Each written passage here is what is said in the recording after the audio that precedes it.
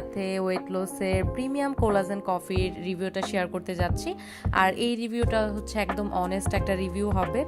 আমাকে অ্যাকচুয়ালি এই প্যাকেটগুলো হচ্ছে পিআরে পাঠানো হয়েছিল। যারা পিআর বুঝো না তাদের জন্য বলি, ব্র্যান্ড প্রমোশনের জন্য আমাকে হচ্ছে একদম ফ্রিতে এই প্রোডাক্টগুলো পাঠানো হয়েছিল। তা অনেক দিন হচ্ছে যে আমি এই প্রোডাক্টগুলো খেয়েছি, যেহেতু আমিও রিসেন্টলি আমার ওজনটা কমাতে যাচ্ছি।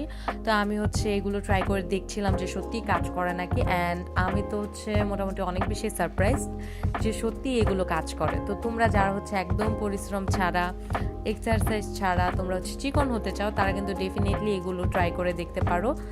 এই কোলাজেন কফিগুলোর অনেক নকলও বের হয়ে গেছে। তোমরা কিন্তু এই যে পিছনের যে স্ক্যান কোড দেওয়া আছে, তাছাড়া হচ্ছে সিকিউরিটি কোড দেওয়া আছে, এগুলো দিয়ে তোমরা হচ্ছে কিন্তু প্রোডাক্টটার অথেন্টিসিটি ওটা চেক করে নিতে পারো যে এটা আসল নাকি নকল।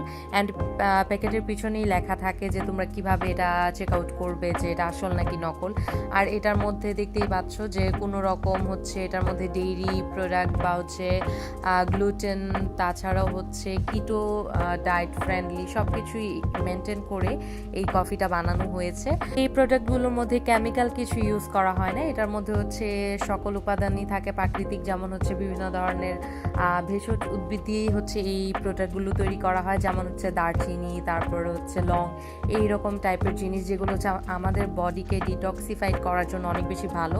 ওই সব জিনিস দিয়েই হচ্ছে এই ওয়েট লস ড্রিঙ্ক বা হচ্ছে কফিগুলো মেক করা হয়। কিন্তু একটা জিনিস শিওর করতে হবে যে তোমরা যে প্রোডাক্টটা পারচেস করছো সেটা কি আসল নাকি নকল। আর এই প্যাকেটের মধ্যেই দেওয়া থাকে তোমরা এই চাটা বা কফিটা কিভাবে খাবে। তো তোমরা হচ্ছে 200 মিলিলিটার মতো হালকা কুসুম গরম পানি নিবে, ওইটার মধ্যে হচ্ছে তোমরা 1 থেকে 1.5 চামচের মতো এই পাউডারটা মিশাবে, মিশিয়ে হচ্ছে 2 মিনিটের জন্য রেস্টে রাখবে। বা তোমরা চাইলে হচ্ছে চুলার মধ্যে একদম গরম পানির মধ্যে তোমরা 1-1.5 চামচ এই পাউডারটা দিবে, দিয়ে হচ্ছে 2 মিনিটের জন্য একটু বলক আসা পর্যন্ত ওয়েট করবে। দেন হচ্ছে তোমরা এটা একটু ঠান্ডা হওয়ার পরে তোমরা হচ্ছে সিপ করে করে খাবে।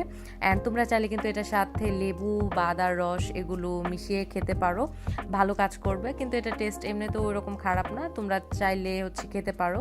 অ্যান্ড সবচেয়ে বড় কথা হচ্ছে প্রথম 1-2 দিন একটু কষ্ট হবে খেতে, কিন্তু তারপরে হচ্ছে ইউজ টু হয়ে যাবে।